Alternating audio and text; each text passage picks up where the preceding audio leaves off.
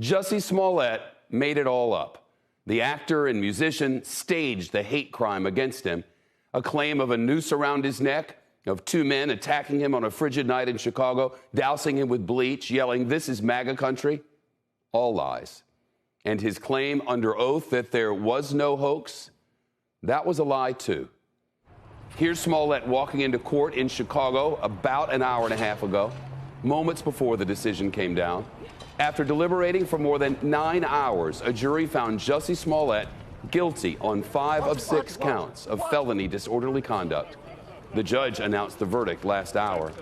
The jurors heard 6 days of testimony from more than a dozen witnesses. But essentially, the criminal trial came down to whose story was more believable, Smollett's or the two brothers he says attacked him. Jussie Smollett could face up to 3 years in prison for each count, but it's unlikely that will happen since the actor has a clean criminal record. Now, here's what we're waiting for. We're waiting for lawyers to come outside of the courthouse. A short time ago, a prosecutor spoke, and the prosecutor said, "We proved our case. Jussie Smollett is guilty." A judge set a hearing for late next month, and then a sentencing date will be determined later. This is a live look outside the courthouse. Our producers there have not said that Jussie Smollett has come out these doors. He and an entourage, along with lawyers, went in, but we haven't yet seen them come out. We'll wait for that, and should the lawyers take to the microphones, we'll bring it to you live. First, David Henderson, civil rights attorney, CNBC contributor. David, the problem here was the stories, one story had facts behind it and another story didn't. Yeah, Shep, that's exactly right. And honestly, you could tell this from the beginning because originally they were investigating in order to prosecute the people accused of attacking Mr. Smollett. There's no way they were going to reverse on him unless they thought they had a really strong case. And ultimately, when he took the stand, there were some things that he just couldn't explain, like that $3,500 payment. What do you suspect would happen now? I mean, the lawyers I've spoken with, and I think you've said the chances of probation are pretty good.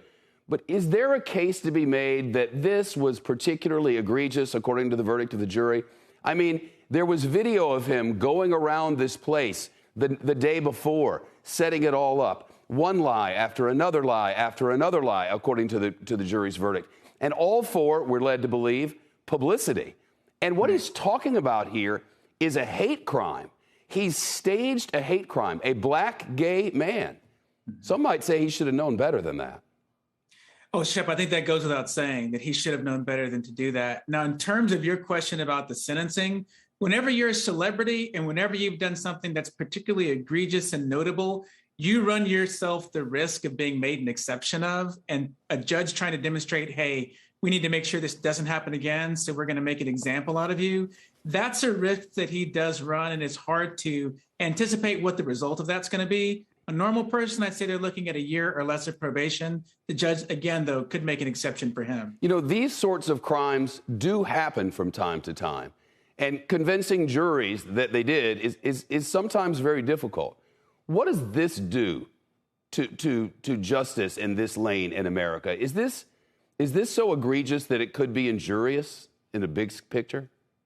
You know, Shep, I think whenever you have cases like this that make the news, where someone is found to have lied about a hate crime or about any type of a violent crime, as someone who's had to try these types of cases, it does always make you fearful of what you're going to be dealing with in a jury pool because people already start off being skeptical. But the counterbalance is every case gets dealt with one jury at a time, one trial at a time.